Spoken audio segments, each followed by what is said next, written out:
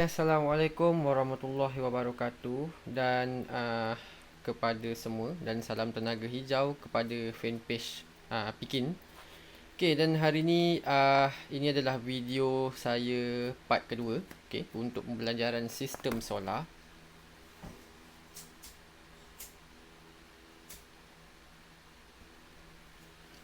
Dan hari ni saya akan sambung untuk part kedua, iaitu part pengiraan DC.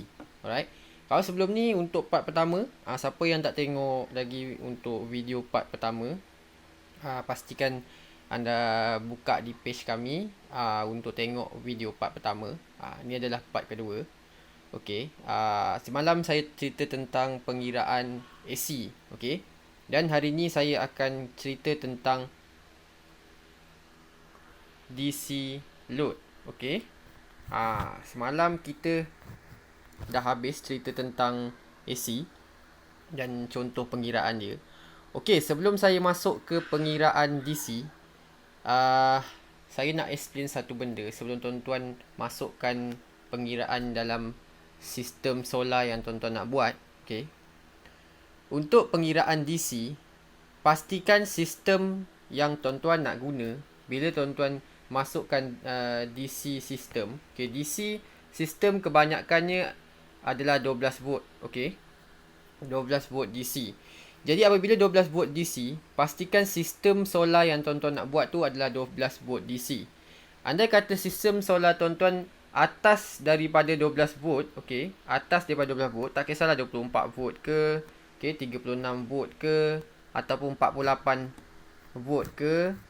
Jadi sistem ni sangat-sangat tak sesuai lah. Sebab bila tuan-tuan dah masuk sistem yang besar, sebesar 36, 24 dan 48 ni, tuan-tuan kena guna power booster lah untuk step down dia, untuk dia jadi 12. Sebab bila tuan-tuan ada satu load, okay, load DC, kebanyakan load DC ni memang 12 volt, okay. Kalau ada pun mungkin 24 volt, tapi kebanyakannya 12 volt. Jangan sekali-sekali tuan-tuan masukkan lebih daripada 12 volt. Okey. Kalau tuan-tuan masuk lebih daripada 12 volt, dia akan meletup ataupun dia akan terbakar. Okey. Jadi sangat-sangat bahaya untuk load DC. Jadi yang nak buat calculation load DC ni, okey, saya syorkan kepada sistem solar yang menggunakan 12 volt punya sistem. Jadi kat sini dia sesuai untuk buat, untuk ambil tahu tentang ilmu calculation DC ni. Ataupun dia nak combine sekali, mana yang dia boleh guna AC, dia guna AC, mana yang boleh guna DC, dia boleh guna DC. Okey. Dan seperti yang saya cakap semalam, okey, saya juga akan explain juga hari ni untuk pengiraan DC. Okey, untuk DC load, kita tuan-tuan boleh pilih load ataupun beban, okey, beban yang tuan-tuan nak guna pada sistem solar. Okay, pada sistem solar, beban ataupun load 12 volt menjadi tuan-tuan boleh utamakan sistem DC. Okay, faham tak kat sini? Maksud saya, antara AC dan DC, tuan-tuan boleh utamakan DC dulu. Okay, maksudnya kat sini macam mana? Okay, first, contohlah dekat sini kalau tuan-tuan nak buat satu sistem solar di kawasan rumah. Okay, di kawasan kebun tuan-tuan contohnya. Okay, dekat sini tuan-tuan hanya nak guna lampu. Okay, mungkin nak guna lampu, dalam rumah ni mungkin nak guna lampu sebiji. Okay, hodoh pula tulisan saya ni. Okay, mungkin nak guna lampu. Okay, lampu, kipas, dan contohlah ada satu benda lain, mungkin peti ais tuan-tuan nak guna. Okay, peti ais. Okay, dekat sini, dua sistem lampu dan kipas ni, tuan-tuan boleh guna DC punya sistem. Dan peti ais ni sahaja yang tuan-tuan guna AC. Jadi macam mana ni kat sini? Okay. Alright, semalam saya ada ajar tentang, part pertama saya ada ajar tentang AC. Okay. Tuan-tuan hanya perlu masukkan calculation untuk AC hanya untuk peti ais ni saja. Okay. Lampu dan kipas ni tuan-tuan boleh ambil yang DC punya produk. Okay, kenapa saya cakap macam ni? Okay, first kali, bila load tuan-tuan load AC, okay, load AC tuan-tuan lebih sikit dari dapat dikurangkan, bukan lebih sikit, dapat dikurangkan, saiz inverter juga akan dapat lebih saiz inverter akan dapat jimat. Okay. Jadi kat sini inverter tuan-tuan tak perlu cari yang besar. Sebab inverter ni nanti saya akan terangkan apa function inverter pula. Okay. Cuma dekat sini saya explain. Bila tuan-tuan dah masuk dekat saya punya pembelajaran ni, saya akan tekankan untuk DC load ni lebih bagus. Okay. Bukanlah maksudnya lebih bagus daripada segi produk, tapi dari segi penjimatan. Okay. Sekarang ni ramai yang nak buat solar sebab nak buat penjimatan, betul? Okay. Jadi dekat sini, nak dapatkan penjimatan ni, tuan-tuan mestilah dapatkan, utamakan produk DC dulu. Okay. Jadi buat solar system, gunalah DC punya produk. Untuk produk-produk yang ada, okay, yang ada, bukanlah yang tak ada. Maksudnya macam lampu, okay, macam kipas. Jadi benda-benda macam ini yang tuan-tuan boleh pilih. Ataupun kalau ada pilihan buat water pump guna DC, gunalah DC. Jadi ini akan lebih menjimatkan sistem tuan-tuan. Kenapa? Sebab tuan-tuan kalau tuan-tuan guna DC, tuan-tuan tak perlu beli inverter. Jadi hari ni saya akan explain lebih dalam tentang sistem solar. Jadi tuan-tuan akan faham. Dan tuan-tuan akan lebih dapat lebih jimat buat sistem solar. Okay. Jadi dekat sini, sebab tu saya buatkan 2 calculation. Okay, saya buat 2 calculation. Pertama sekali saya buat AC. Dan yang kedua saya buat DC. Jadi dekat sini supaya tuan-tuan boleh pilih mana satu produk yang tuan-tuan boleh cut. Ataupun tuan-tuan boleh cut cost. Sebab untuk AC produk ni kalau dah tak ada pilihan sangat, baru kita terpaksalah pakai AC. Tapi kalau kita ada pilihan, kita guna DC untuk menjimatkan kos inverter. Sebab inverter ni banyak benda yang tuan-tuan kena selesaikan. Okay. First kali inverter, macam saya akan explain tentang power loss dan sebagainya. Banyak benda inverter. Nanti saya akan buat video untuk inverter. Okay. Kita untuk next video kita akan buat. Okay. Cuma kat dalam ni, untuk load ni saya explain dulu. Pertama, tuan-tuan kena buat pilihan pertama, gunalah DC dulu. Okay. Yang kedua adalah AC. Kalau ada pilihan sangat, baru guna AC. Okay. Okay. Jadi kat sini saya akan teruskan untuk pengiraan DC. Okay. Pengiraan DC, dia sama je konsepnya.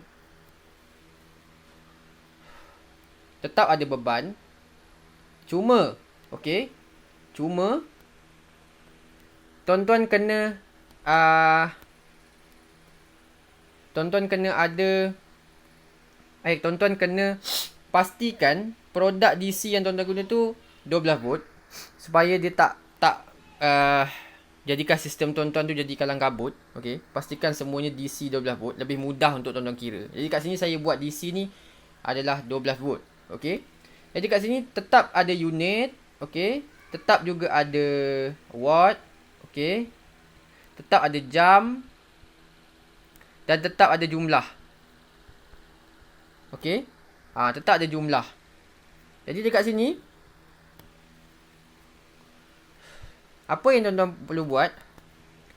Tuan-tuan kena masukkan juga yang sama, tetap macam AC punya calculation. Okay, yang pertama sekali tuan-tuan masukkan saja lampu. Okay, contoh kat sini tuan-tuan guna lampu DC 12 volt 10 watt. Okay, contoh.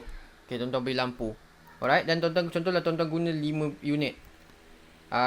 Still sama pengiraan dia, dan watt dia 10, kegunaan 8 jam. Jadi jumlah dia akan dapat 400 watt juga. Cuma yang membezakan tuan-tuan bila tuan-tuan guna produk DC, tuan-tuan tak perlu inverter. Itu yang akan dapat jimatkan costing tuan-tuan.